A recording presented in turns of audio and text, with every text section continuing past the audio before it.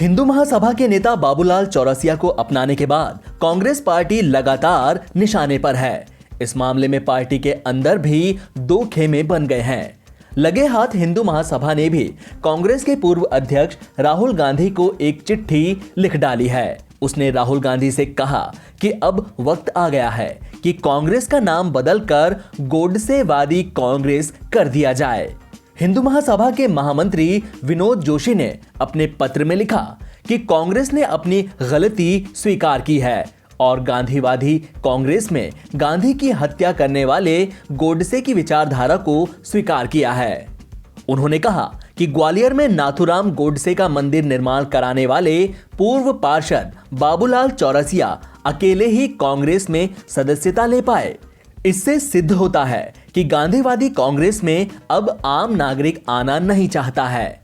इसलिए पार्टी का नाम बदलकर गोडसेवादी कांग्रेस रख लें, जिससे आप राजनीतिक रूप से बच सकें और गोडसेवादी संगठन की शक्ति बढ़ाएं। पुडुचेरी में विधानसभा चुनाव का बिगुल बजते ही पार्टी के प्रचार प्रसार का काम तेज हो गया है।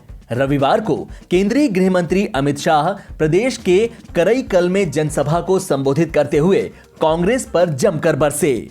कोई समर्पित मत्स्य मंत्रालय नहीं होने का दावा करने को लेकर अमित शाह ने राहुल गांधी पर निशाना साधते हुए कहा कि कांग्रेस नेता छुट्टी पर थे और एनडीए ने साल 2019 में ही इसका गठन कर दिया था।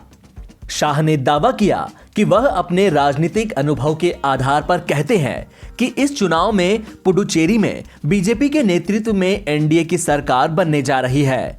शाह ने कहा कि कुछ दिनों पहले कांग्रेस नेता राहुल गांधी पुडुचेरी गए थे और सवाल किया था कि यहां मत्स्य विभाग क्यों नहीं है। उन्हें पता नहीं है कि साल 2019 में ही नरेंद्र मोदी सरकार ने मत्स्य पालन विभाग शुरू कर दिया है। इसरो ने रविवार को श्रीहरिकोटा के सतीश धवन स्पेस सेंटर से PSLV C51 को लॉन्च किया। यह देश में अपनी तरह का पहला स्पेस मिशन है। PSLV C51 अपने साथ ब्राजील के सैटेलाइट अमेजोनिया 1 समेत 18 अन्य उपग्रह लेकर गया। इसमें 13 सैटेलाइट अमेरिका के हैं। यह इसरो का 2021 में पहला लॉन्च है। इस लॉन्च की खास बात यह है कि इसके साथ भगवत गीता भी अंतरिक्ष में भेजी गई है। इसरो के इस सफल प्रक्षेपण के साथ ही भारत की तरफ से लॉन्च किए जाने वाले विदेशी सैटेलाइट्स की संख्या बढ़कर 342 हो गई है।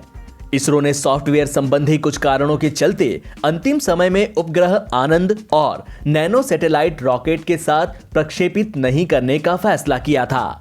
रविवार को जिन उपग्रहों को प्रक्षेपित किया गया उनमें चेन्नई की स्पेस किड्स इंडिया का सतीश धवन SAT शामिल है।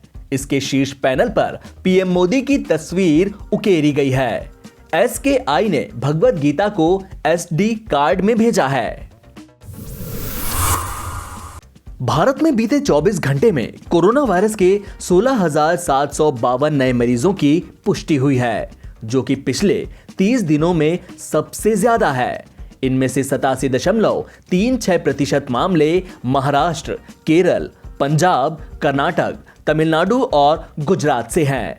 इसके बाद संक्रमण के कुल मामलों की संख्या बढ़कर 1,10,96,731 हो गई। केंद्रीय स्वास्थ्य मंत्रालय के आंकड़ों के मुताबिक 113 और मरीजों की मौत होने के बाद महामारी से जान गंवाने वालों की संख्या 1,57,051 तक पहुंच गई। कोरोना संक्रमण का इलाज करा रहे मरीजों की संख्या बढ़कर 1,64,511 तक पहुंच गई, जो कि कुल मामलों का 1.48% है।